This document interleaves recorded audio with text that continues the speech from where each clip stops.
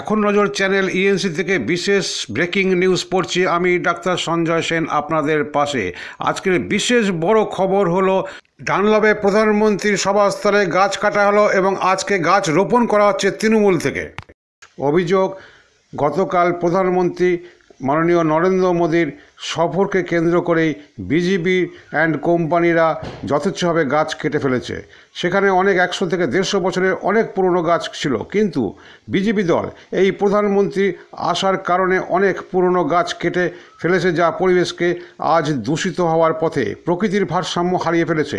আজ সরাসরি তপনবাবু বললেন, অর্থাৎ অসিত মজুমদার এলাকার বিধায়ক, শাহগঞ্জ এলাকার এই যথেচ্ছভাবে গাছ কাটার ধ্বংসকে কেন্দ্র করে তিনি সাংবাদিক সম্মেলন করলেন এবং তিনি বললেন, কৈফিয়ত চাইব বিজেপির কাছে। পরিবেশ থেকে কোনো চিঠি পরিবেশ দপ্তর গাছ কাটার জন্য দিয়েছে কিনা সেটাই আমরা আগে দেখব এবং এর জবাব সাধারণ মানুষ ভোটেই দেবে।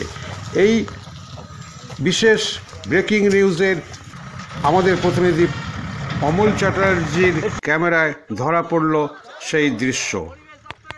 তিনি এও জানান, মুখ্যমন্ত্রী যেখানে আসছেন সেখানে সৃষ্টি করছেন, আর নরেন্দ্র মোদী প্রধানমন্ত্রী যেখানে আসছেন সেখানে ধ্বংসলীলা চলছে। উল্লেখ্য, তৃণমূল থেকে শুধু প্রতিবাদ স্বরূপই নয়, পরিবেশকে রক্ষার্থে আজ গাছ লাগাতে নামলেন স্বয়ং চুঁচুড়ার বিধায়ক অসিত মজুমদার। তিনি বলেন, আমরা গাছ লাগাচ্ছি যেহেতু সময়টা খুবই কম, কেননা আগামীকাল 24শে ফেব্রুয়ারি বুধবার মুখ্যমন্ত্রী মমতা বন্দ্যোপাধ্যায় আসছেন, এইখানেই সভা করবেন বলে, তাই আমরা আজকে যতটা পারছি গাছ লাগাচ্ছি। এবং উনি এই শাহগঞ্জের ডানলপে মাঠে চলে যাওয়ার পর সভার পর থেকেই আমরা 4 গুণ গাছ লাগাবো, যত না বিজেপি গাছ কেটেছে তার থেকেও 4 গুণ বেশি। এ কথা বলেন বিধায়ক অসিত মজুমদার।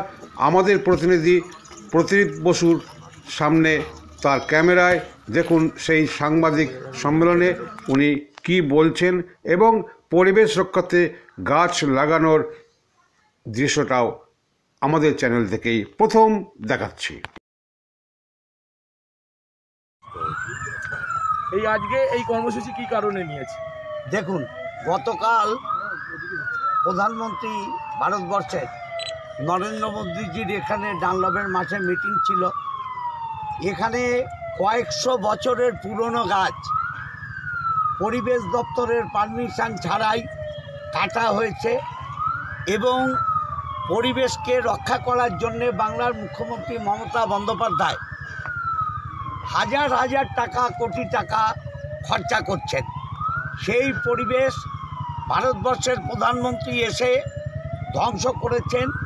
সেই পরিবেশ ধ্বংসের বিরুদ্ধে যেখানে যেখানে গাছ কাটা হয়েছে আমরা সেখানে নতুন করে আজকে গাছ পুঁতছি, চারা গাছ।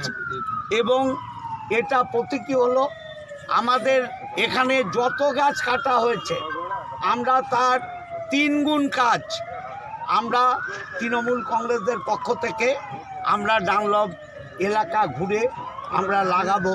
কালকে আমাদের বাংলার মুখ্যমন্ত্রী মমতা বন্দ্যোপাধ্যায়ের সভা আছে বেলা 11টায় ডানলপ মাঠেই, যার জন্যে আজকে আমাদের হাতে অল্প সময় ছিল, আমরা কিছু গাছ লাগালাম।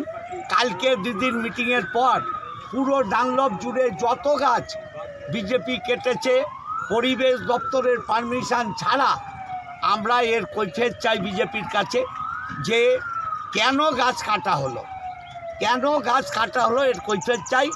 এবং পরিবেশ দপ্তরকেও আমরা অনুরোধ করব ওদের দলের কাছে শোকজ করা হোক যে এই গাছ কাটা হলো কিসের জন্যে।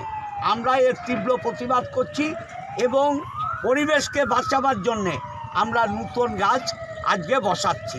এছাড়া আর কোনো কর্মসূচি আজকে আমরা আজকে এই গাছগুলো বসানোই আমাদের এবং বিজেপির বিরুদ্ধে আমরা ধিক্কার জানাই যে দিদি যখন আসেন কোথাও সৃষ্টি করতে আসেন, আর নরেন্দ্র মোদী যখন আসেন ধ্বংস করতে আসেন।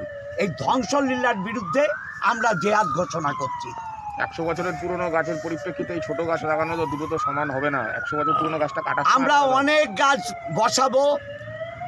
যে ক্ষতি বিজেপি করেছে মানুষ তার জবাব দেবে। প্রধানমন্ত্রী জনসভার জন্য 100 বছরের পুরনো গাছ কাটা হলো কেন? বিজেপি জবাব দাও। পরিবেশ দপ্তরের পারমিশনের পিকে দেখাতে হবে কেন? বিজেপি জবাব দাও। প্রধানমন্ত্রী জনসভাকে কেন্দ্র করে 100 বছরের পুরনো গাছ কাটা হলো কেন? বিজেপি জবাব দাও। পরিবেশ ধ্বংসের বিরুদ্ধে তৃণমূল কংগ্রেস লড়ছে। পরিবেশ ধ্বংসের বিরুদ্ধে তৃণমূল কংগ্রেস লড়ছে। আজকে বিধান